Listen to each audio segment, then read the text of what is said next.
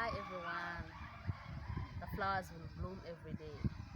The sunshine will shine a bright day, and we shall at one time come to an end of this. Yes, this is Hadija Mariam Nyanzi from Palm Professional Counselors. In our program, Talk About It. And today's program, Talk About It, we are going to look at the double tragedy. Good afternoon, good evening, good morning, everyone, wherever you are.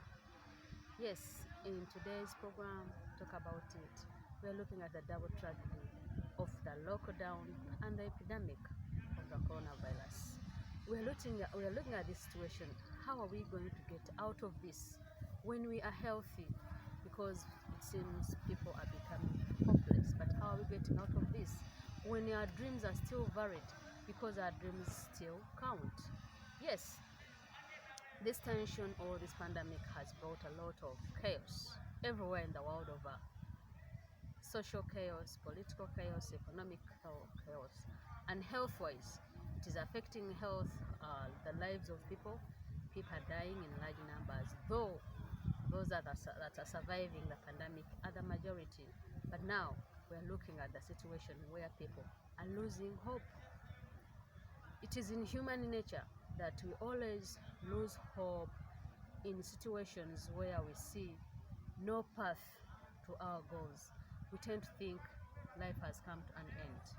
Now, me and you, we are here to reinstill hope in each other that the pandemic may be there today or tomorrow, and the other day it might not be there. And besides that, this has not been the first pandemic in the world, neither has this lockdown been the first. So don't lose hope. Keep your hope alive, because mental health experts tell us that when people lose hope, they are physically and mentally tortured or sick. Their bodies are so weak, their immunity lowers so much because of the loss of hope. But at the same time, they tell us that those people who have their hope alive, those people who have hope in the future, hope in the fulfillment of their dreams, the mental health experts tell us that those people's physical and mental health is always at a high level, and their immunity is always high. So now, you and me, how are we going to help each other? How are we helping those people who are there sick and they think when you have COVID, the obvious thing is death, which is not true? It's not obvious, because not all people are dying. The majority are the ones that are healing. How are you going to help those people who have lost their jobs? Those people who are not working, the breadwinners are at home seated, and the home now has become a place of war. Yet homes are places for us to rest. So on this very note, dear brothers and sisters watching this program of Let's Talk About It, we're talking about the double tragedy of the lockdown and the pandemic. And the main thing is, today it is more important than ever before for us to keep our hopes alive. Because when you are hopeless, or when you have no hope in the future, or when you're seeing darkness at the end of the tunnel, then chances are high that you will not have the ability to be creative, you will not have self-love, you will not have self-care, because you are hopeless, because you think life has ended. But life has not ended today. Actually, this might be a test that is taking you to another better world, because even during the pandemic, some other people have got opportunities out of this pandemic. So me and you, we should keep reinstilling hope in one another, making a call to the relatives and friends to see how they are faring. This is a great opportunity for us to be in isolation, to be more creative, for us to be in isolation, to draw our dreams, our goals again, to see if your goal was in this line and now the pandemic has cut it short. How do you divert it to be a better one, or to think of something else? This isolation or this lockdown is giving us an opportunity as families to keep together, husband and wife, and the children. Why? Because when we are out there working, connecting with friends, we give little time to our friends. We tend to assume that when I buy them food and all the basic necessities, I can hang out for all the hours I love or I want. But now we've got the opportunity to bond as a family. This lockdown is giving us an opportunity to be more humane as humans, We are connected. We are created to be connected. Now this pandemic is giving us another thought to think of the neighbors, to think of those people who have not been living in the same life situation like yours, whereby now if you have 5 kilograms of sugar, you can say, now let me give a hand to my neighbor, let me take a bowl of soap to my friend, let me give a call to the friends I've taken long without greeting. It has given us that opportunity, so we should utilize all that. Besides, as believers, we all know that for those that Allah decreed that this disease will pain them, they will not escape it. And for those that Allah decreed that this disease is going to be the source of their death, we cannot prohibit it. However, we are doing what is humanly possible by taking all the precautions, all the preventive measures. Like we all know that Islam is more preventive than curative. We are doing the self-isolation. We are following the standard operating procedures and all that, the medications, the way the doctors are prescribing, all that. We are doing it, that is in our capacity as humans.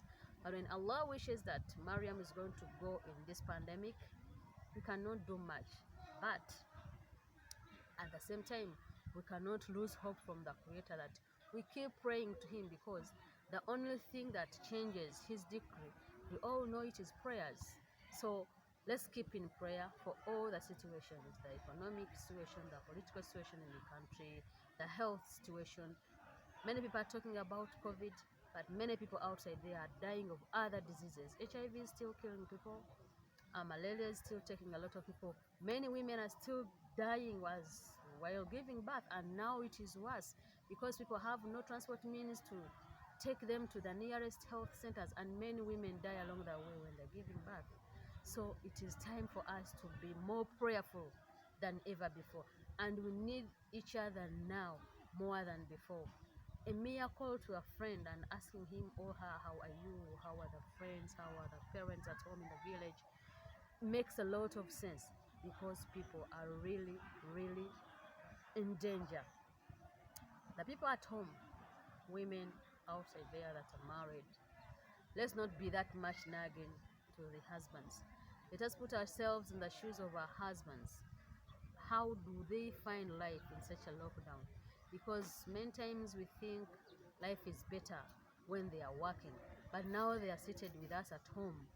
How are we going to instill hope in them to show that you are also human like them, other than nagging at them on everything?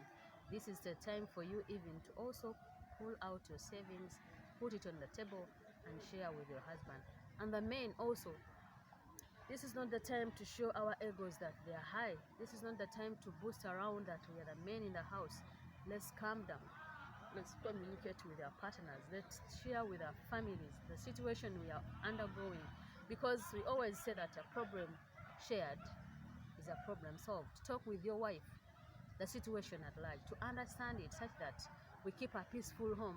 Because God gave us homes as sources of peace, sources of tranquility, that when we are not having peace at home, we are creating more room of pressure and disease and sickness, stress, anxiety, depression, all that is going to come. And domestic violence will be at the highest, because we are not letting the home be a place of what? Of peace. So, dear viewers, let's keep the family ties together.